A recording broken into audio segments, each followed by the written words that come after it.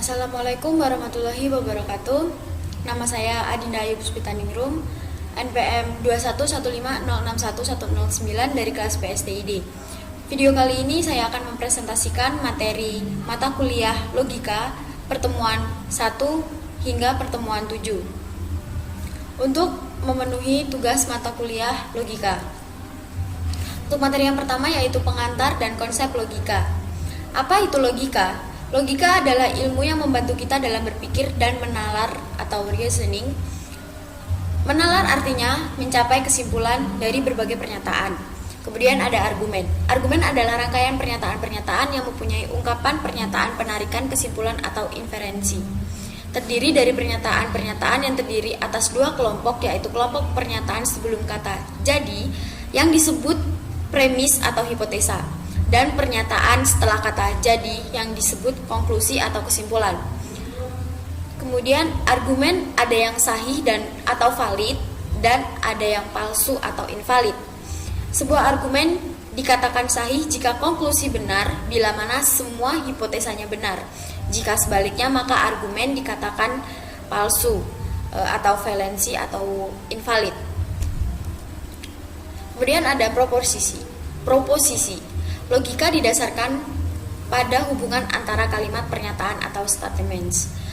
Hanya kalimat yang bernilai benar atau salah saja yang menjadi tinjauan proposisi. Proposisi yaitu pernyataan yang bernilai benar atau true atau salah, false, tetapi tidak keduanya. Kesimpulan dari proposisi ini sendiri adalah proposisi merupakan kalimat berita. Contohnya adalah saya tidak bisa mengendarai sepeda motor. Kemudian ada beberapa bentuk-bentuk dari proposisi, yaitu apa saja sih bentuk-bentuk dari proposisi ini? Proposisi dapat dinyatakan dalam 4 bentuk. Yang pertama, proposisi atomik. Proposisi atomik disebut juga sebagai proposisi tunggal. Kemudian ada proposisi majemuk. Proposisi majemuk adalah gabungan dari dua proposisi atomik, misalnya P dan Q. Ada 4 macam proposisi majemuk. Yang pertama, konjungsi atau conjunction, P dan Q dengan notasi P konjungsi Q. Kemudian disjungsi atau disjunction, P atau Q dengan notasi P disjungsi Q. Kemudian yang ketiga ada ingkaran atau negation, yaitu tidak P dengan notasi negasi P. Kemudian ada disjungsi eksklusif, P atau Q tapi bukan keduanya dengan notasi P disjungsi eksklusif Q. Yang ketiga ada implikasi, disebut juga proposisi bersyarat. Bentuk proposisi jika P maka Q dengan notasi P implikasi Q. Kemudian P disebut hipotesis, antecedent, premis atau kondisi. Q disebut konklusi atau konsekuen. Kemudian yang keempat ada B implikasi. Bentuk proposisi P jika dan hanya jika Q. Notasi P B implikasi Q. Kemudian proposisi majemuk disebut tautologi jika ia benar untuk semua kasus. Kemudian proposisi majemuk disebut kontradiksi jika ia salah untuk semua kasus. Kemudian ada perangkai logika. Yang pertama ada negasi atau tidak, kemudian konjungsi dan, disjungsi atau, implikasi jika maka, dan biimplikasi jika dan hanya jika. Kemudian ada tabel kebenaran atau truth table. Adalah salah satu perangkat yang dapat digunakan untuk menentukan nilai kebenaran proposisi majemuk. Jumlah baris tabel kebenaran tergantung dari banyaknya proposisi tunggal yang terdapat pada proposisi majemuk. Jika terdapat n proposisi tunggal pada proposisi majemuk, maka jumlah baris tabel kebenarannya adalah 2n. Buktikan pernyataan berikut dengan tabel kebenaran. Abi makan ayam dan minum jus. Dapat dimisalkan A sama dengan makan ayam, kemudian B minum jus. Jadi premis yang dapat kita tarik adalah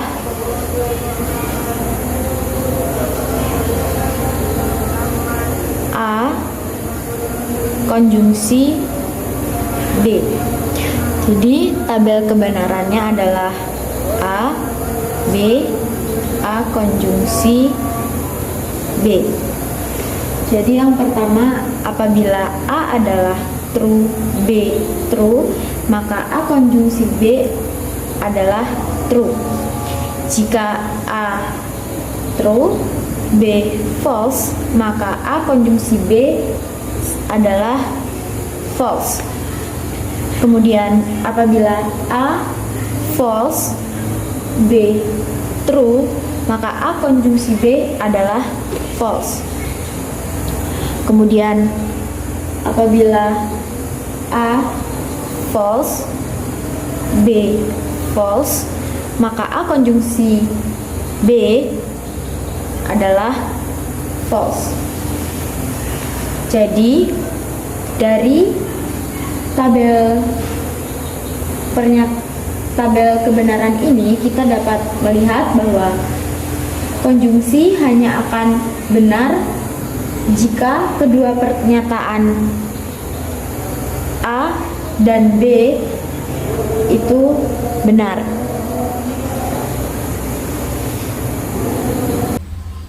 Validitas argumen.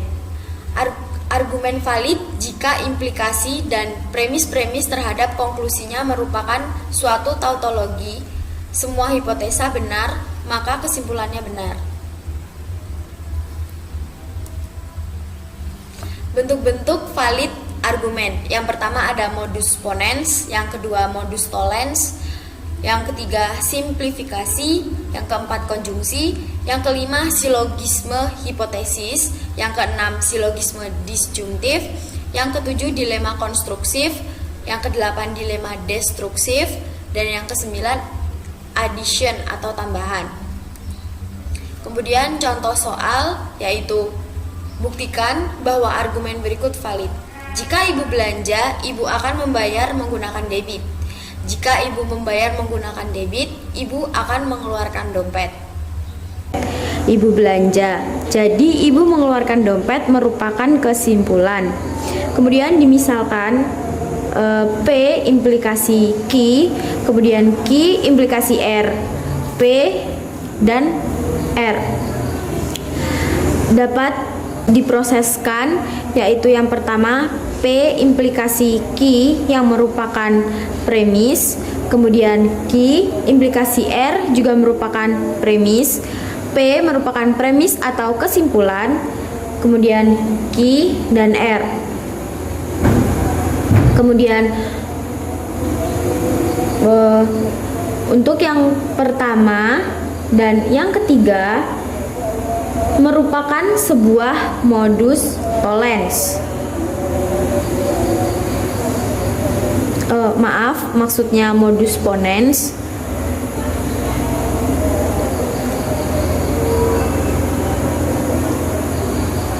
Yang akan ditarik kesimpulan Q. Kemudian untuk 2 dan keempat juga merupakan modus ponens. Dapat disimpulkan menjadi R. Jadi, dari proses validasi argumen dapat disimpulkan bahwa argumen valid.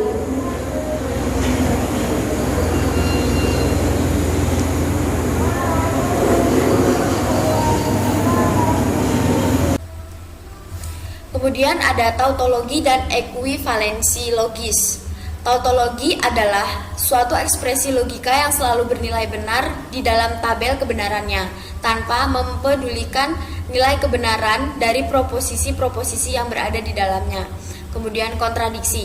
Kontradiksi merupakan kebalikan dari tautologi, di mana ekspresi logika selalu bernilai salah di dalam tabel kebenarannya, tanpa mempedulikan nilai kebenarannya dari proposisi-proposisi yang berada di dalamnya.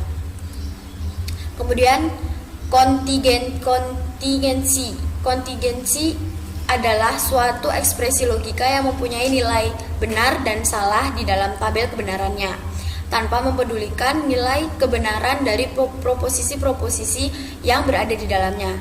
Kemudian, ekuivalen logis. Ekuivalen logis jika urutan T dan F pada tabel kebenaran harus tetap pada urutan yang sama, atau jika kedua proposisi tersebut mempunyai tabel kebenaran yang identik.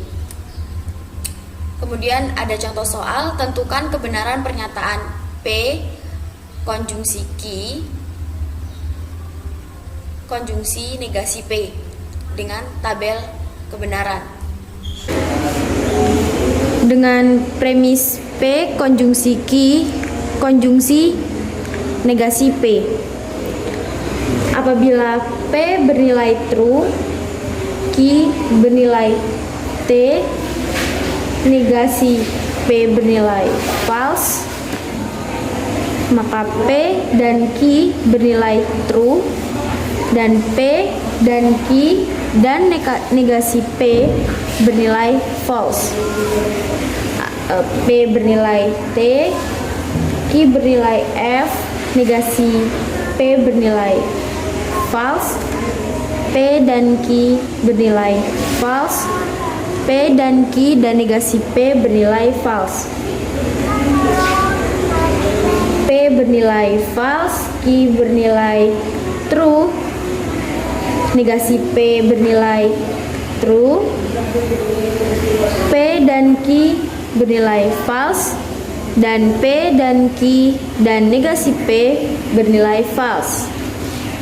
Apabila P bernilai false, Q bernilai false, negasi P bernilai true, P dan Q bernilai false, maka P dan Q dan negasi P bernilai false.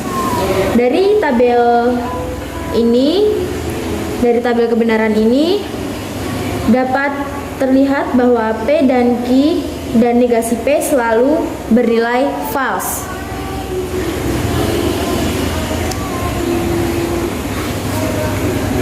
Sehingga pernyataan P dan Q dan negasi P disebut sebagai kontradiksi.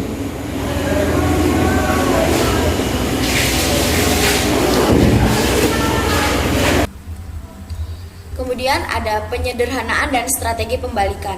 Operasi penyederhanaan merupakan penyederhanaan ekspresi logika atau bentuk-bentuk logika yang dibuat sesederhana mungkin dan sudah tidak dimungkinkan dimanipulasi lagi.